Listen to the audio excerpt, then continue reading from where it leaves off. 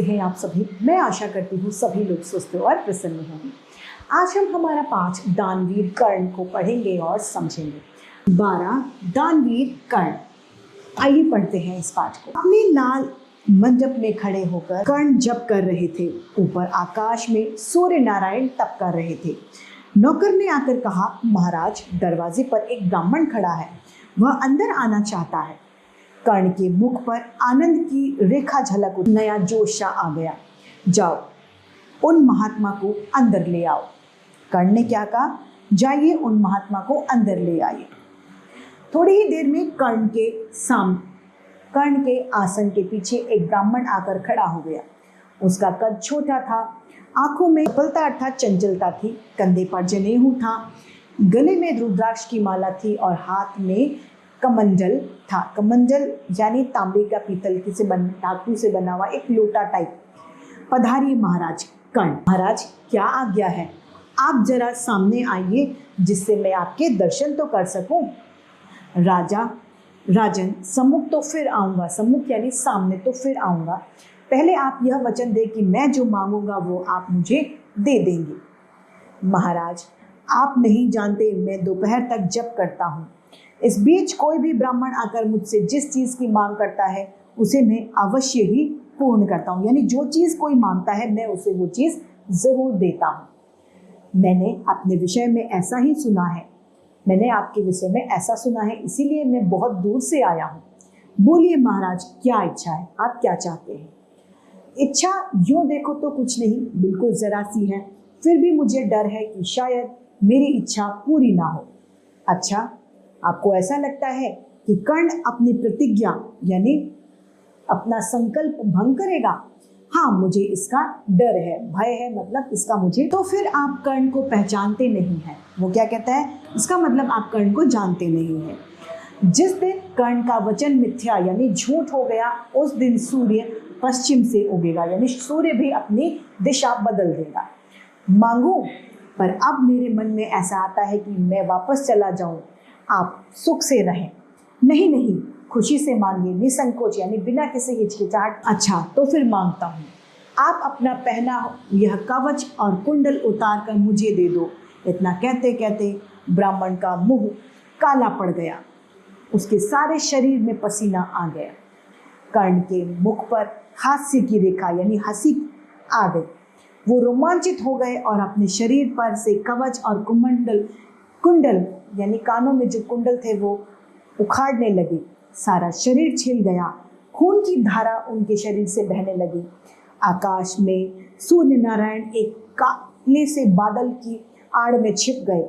मंडल के पक्षीगण कलरव करने लगे। लताओं ने पुष्पों की वृष्टि यानी बरसात हो गई और देखते ही देखते कवच और कुंडल ब्राह्मण के हाथ में आ गए। यानी कर्ण ने अपना वचन पूरा किया। लीजिए महाराज, यह कवच और कुंडल। अब तो आप सामने आइए, पीछे क्यों खड़े हैं? मेरी तबीयत इस समय ठीक नहीं है, इसलिए आप इन्हें लेकर मुझे जाने दें। मुझे आपके सामने नहीं आना है। ब्राह्मण ने विदा ले ली। कर्ण उनको जाते हुए देखता, ब्राह्मण थोड़ी ही दूर गया कि फिर रुक गया और नीची गर्दन करके चुपचाप कर्ण की ओर देखने लगा। महाराज, खड़े क्यों रह गए? कोई और इच्छा है क्या? कर्ण ने उनसे प्रश्न किया। यह दरवाज़ा बंद है, मैं यहाँ से देख रहा हूँ कि वह खुला है।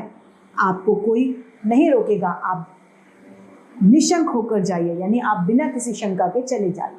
ब्राह्मण 2 कदम आगे जाकर फिर रुक गया और बोला, क्यों महाराज, क्यों रुक गए? आप सुखपूर्वक पधारिए, आप खुशी के साथ जाए। राजन, मेरे पैरों में अब आगे जाने की ताकत नहीं रही। महाराज, आपको जहाँ जाना है वहाँ मेरे रथ आपको छोड़ आएगा। कर्ण ने नौकर को रथ लाने के आदेश दिए। रथ हाजिर हुआ, लेकिन ब्राह्मण तो खड़ा ही रह गया। महाराज, अब पधारिए, रथ तैयार है। पैर रथ की तरफ जाने के बदले कर्ण की तरफ बढ़ते। फिर वह कर्ण के पास आकर खड़ा हो गया। क्यों महाराज, कोई और आज्ञा है? हाँ, एक आज्ञा है। आप मुझसे कुछ मांगिए। मेरे लिए आपका एक आशीर्वाद ही काफ़ी है। आप मेरे सामने नहीं आ रहे, मैं इसे अपना दुर्भाग्य समझता हूँ। दुर्भाग्य तो मेरा है बेटा, आपने मुझे पहचाना नहीं, मैंने आपको पहचान लिया। आप अर्जुन के पिता, आपने तो गजब कर दिया। मैं इंद्र हूँ, यह आपको कैसे मालूम हुआ? यह तो आप जानते ही हैं कि जिस प्रकार आप अर्जुन के पिता हैं, उसी प्रकार सूर्य नारायण मेरे पिता हैं। आप जैसे दिन रात अर्जुन चिंता किया करते हैं, वैसे ही सूर्य नारायण मेरी चिंता किया करते हैं। आप ब्राह्मण वेश में कवच कुंडल लेने के लिए आने वाले हैं, इसकी सूचना उन्होंने मुझे कल ही स्वप्न यानी सपनों में दे दी थी। बेटा कर्ण, आप क्या कह रहे हो? मैं इंद्र हूँ, यह भी आप जानते हो। ये मैं अर्जुन के लिए लेने आया हूँ, यह भी आप जानते थे। यह सब सूर्य भगवान ने मुझे बता दिया था, फिर भी आपने यह सब मुझे दे दिया। आपको भी युद्ध में विजय पाने की अभिलाषा यानी इच्छा होगी, तुम भी तो युद्ध में जीतना चाहते होगे। होगी ही नहीं है, मैं भी युद्ध में जीतना चाहता हूँ। उस विचार से तो मुझे आपको इनकार करना चाहिए था, लेकिन मैं तो कर्ण हूँ ना। एक बार मैंने प्रतिज्ञा की थी कि जब करते समय मांगने वाला खाली हाथ न जाएगा तो वो नहीं ही जाएगा, यानी मैं अपने वचन से पीछे नहीं हटूंगा। सूर्य नारायण ने आपको ऐसा करने से मना अवश्य किया होगा, वह तो मना ही करेंगे। आप अर्जुन के लिए कितना परिश्रम करते हैं। कपटवेश यानी आप झूठ का सहारा धारण करके झूठ बोलते हैं। पिता के हृदय में मेरे बजाय आप ज़्यादा अच्छी तरह जानते हैं। कर्ण, देवराज इंद्र कर्ण के पैर छूते हुए बोले, आप नमस्कार के योग्य हैं। मैं सच कहूँ, मैं पहले पहल जब आपके पास आया था तो आपके पीछे खड़ा था। सामने खड़ा रहकर आपका तेज बर्दाश्त यानी उसे सहन नहीं कर पाना था मुझे। आप बहुत सुखपूर्वक पधारिए, रथ तैयार है। कर्ण, पर क्या आप यह मानते हैं कि मेरा पैर दर्द कर रहे थे इसलिए मैं नहीं जा रहा था? यह दरवाज़ा बंद था? अरे बेटा, दरवाज़ा तो आज अंतर का खुल गया, यानी भीतरी मन का मैंने दरवाज़ा अपना खोल लिया। तब आप क्यों नहीं जाते? कैसे जाया जाए, यानी मैं अब किस तरीके से जाऊं? ये कवच और कुंडल उतरवाने के बाद मेरा दिल इतना भारी यानी बोझिल हो गया है कि मैंने किसी के साथ क्या किया है, गलत किया है। इसकी आपको क्या खबर? दूसरे का सारा जीवन मांगकर चल निकलना कितना कठिन हो जाता है। यह अगर अनुभव करना हो तो मेरे दिल के अंदर प्रवेश करके देखिए। दैत्यों को मारने वाला इंद्र आज एक भी कदम आगे नहीं बढ़ सकता, यानी अब वो उनके जो दी हुई चीज़ों से इतने ज़्यादा बोझिल हो गए थे कि वो अपने आप को बड़ा आभारी महसूस कर रहे थे कि मुझ पर इन्होंने बहुत बड़ी कृपा करी है। देवराज, मुझे शर्मिंदा ना कीजिए। कर्ण, एक बात पूछूं? जरूर पूछिए। कवच और कुंडल उतारते समय आपके मन में संकोच हुआ था या फिर नहीं? संकोच कैसा? संकोच तो आपको होना चाहिए, मुझे क्यों? मैं तो सूर्य नारायण को तभी मैंने कह दिया था कि इंद्र जैसे देवता ब्राह्मण का रूप धारण कर मेरे घर मांगने आए तो ये मेरा अहो भाग्य होगा, परम भाग्य होगा।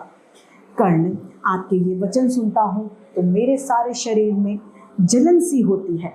आपको ऐसा नहीं लगता कि इन कवच और कुंडलों के चले जाने से आप अर्जुन के सामने टिक नहीं सकेंगे? इस विचार से भी आपने इनकार नहीं किया। यह समझ लीजिए कि अर्जुन से तो मैंने आज से ही लड़ाई लड़ ली और अर्जुन की उसमें हार हुई है। जहाँ देवराज इंद्र को अर्जुन को विजय दिलाने के लिए मुझसे कवच और कुंडलों की भीख मांगनी पड़े, वहाँ अर्जुन की पराजय नहीं तो क्या है? जब उसके पिताजी को मेरे पास आना पड़ जाए तो ये हार नहीं तो क्या है? भले ही फिर बहुत दृश्य संग्राम में अर्जुन का शरीर मेरे शरीर के मुकाबले से ज्यादा देर टिक जाए, आप सुख से जाइए, सुखपूर्वक पधारिए। अर्जुन से कहिएगा कि मैं तुम्हारे लिए यह विजय ले आया हूँ। अब कर्ण की देह अभेद्य यानी जिसे भेदा ना जा सके वह नहीं रही, इसीलिए तेरे बाण उस पर अपना काम। अब मेरी एक बात सुनोगे? आज्ञा कीजिए। आज्ञा नहीं, मुझसे आप कहिए, कुछ मांगिए। बस मैं आपका आशीर्वाद चाहता हूँ, नहीं इसके अलावा कुछ और मांगिए। आपसे कुछ और मांगने की इच्छा नहीं होती, लेकिन जब तक आप मांगोगे नहीं मुझसे यहाँ से जाया नहीं जाएगा। न जाने कौन यहाँ रोक रहा है, मुझसे एक वचन भी आगे, एक कदम भी आगे नहीं बढ़ा जा रहा। मेरे दिल में जाने क्या हो रहा है, आप कुछ मुझसे मांग लीजिए। अगर ऐसा है तो आप जो देना चाहते हैं वो मुझे दे दीजिए। नहीं, यूँ नहीं, आप स्वयं मांगेंगे, नहीं तो मुझे शांति यानी मुझे चैन नहीं मिलेगा। तो सूर्य नारायण ने जो सुझाया वही मांगू, अमोघ शक्ति है वह मुझे दे दीजिए। कर्ण, ठीक याद दिलाया, लो यह मेरी अमोघ शक्ति। आपने उचित वस्तु मांगी है। इस अमोघ शक्ति का ऐसा नियम है कि इसका जिस किसी पर प्रयोग किया जाएगा उसकी तत्काल यानी तुरंत मृत्यु हो जाएगी, लेकिन इसका प्रयोग आप एक बार ही कर सकेंगे। यह कहकर इंद्र ने कर्ण को अमोघ शक्ति दे दी। बेटा, इन कवच और कुंडलों का भार कुछ हल्का हुआ, अब मैं जा सकूंगा। मैंने आपके कवच और कुंडल उतारे, यह विचार भी अभी तक मुझे चुभ रहा था, लेकिन मैं इसके बदले कुछ दे रहा हूँ, इससे मुझे कुछ शांति मिली। इस अमोघ शक्ति का प्रयोग आप अर्जुन पर भी कर सकते हैं, किसी भी एक व्यक्ति पर, और केवल एक बार इसका प्रयोग करना। तो अब जाता हूँ, परमात्मा आपका कल्याण करे। इंद्र कर्ण के कवच और कुंडल लेकर स्वर्ग में चले गए और कर्ण अमोघ शक्ति लेकर अपने महल में चले गए। तो ऐसे थे दानवीर कर्ण, जो अपनी बात से कभी भी पीछे नहीं हटते। अब वो जो चीज उनके सामने वाला व्यक्ति मांगता था वो उसे दे दिया करते थे।